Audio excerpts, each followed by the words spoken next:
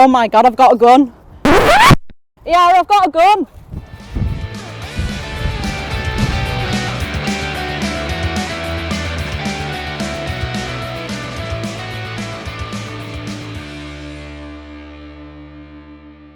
I started magnet fishing because it was during the COVID lockdown and I wanted to get out and do some activity outside, so I started doing magnet fishing since 2020.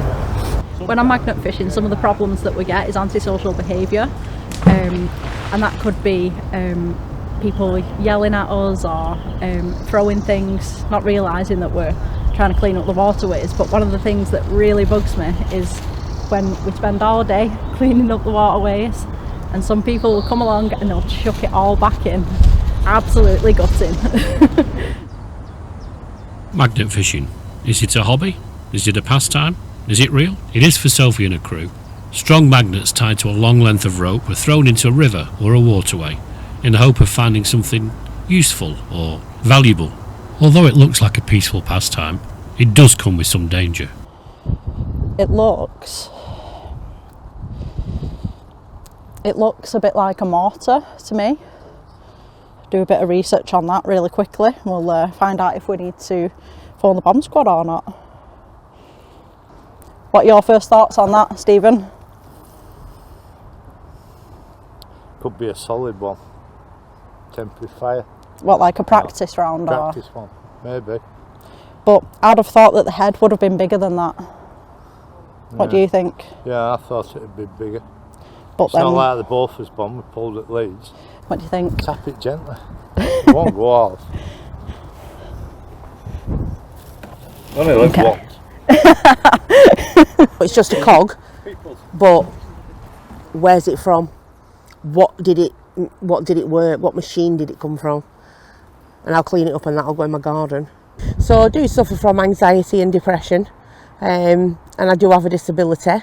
So coming out on Saturdays and Sundays, it's so nice just to be outside, and it's so quiet and peaceful, and it just helps with the anxiety and the depression. It's really good. It's very therapeutic. Because it's only a small group.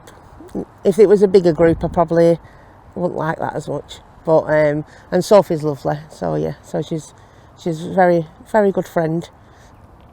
So over the years, we found all sorts in the canal. The canals give out a lot of historic things. So some of the things that we found are these Civil War ammunitions, and they all vary in size. So some of them would have come out of musket guns. And we spent 3 days pulling all of these out of the canal, and we got over 1,000 of these. This is called a Mills 36 grenade.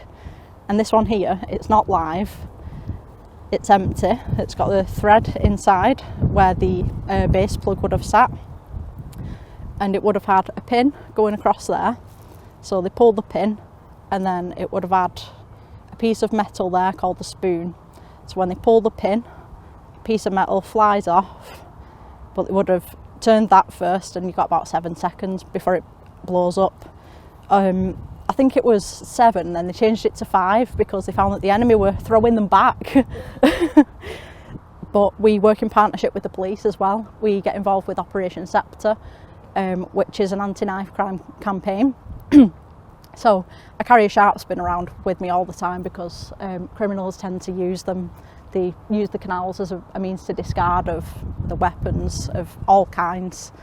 The amount of machetes that we found, and there's some crazy stuff in there. But during Operation Sceptre, we look for bladed articles in specific weapons, and then we'll hand those in, or the police will come to us and retrieve them. So that's a great thing to get involved in. And we initially got involved with that when there was a stabbing in Bury. Sadly, a boy called Abdi lost his life. So it's quite a meaningful thing for the team to get involved in. To try and get rid of all these bladed articles that are in the waterways. Magnet fishing does have its advantages. With fly tipping on the rise and an increase in tipping fees, it's no wonder Sophie and her crew are helping out and doing their bit to keep England's waterways clear. The odd shopping trolley or old bike frame could well be found. and maybe just find something useful while in the process.